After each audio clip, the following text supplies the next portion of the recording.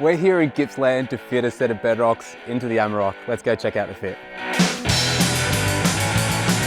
As with all of our liners, these Bedrocks provide a bucket style fit, meaning it has high edges along the transmission tunnel, over your footrest and out underneath your accelerator.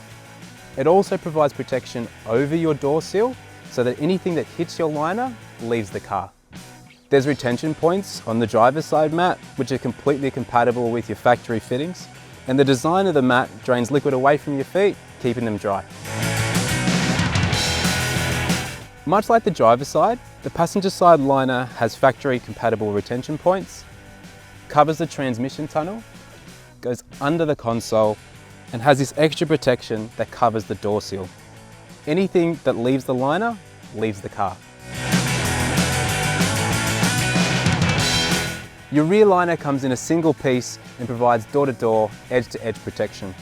On the left and right-hand sides, they both extend under the front seats, and much like your front liners, this rear piece goes out over the door sill, meaning that anything that leaves your liner leaves the car.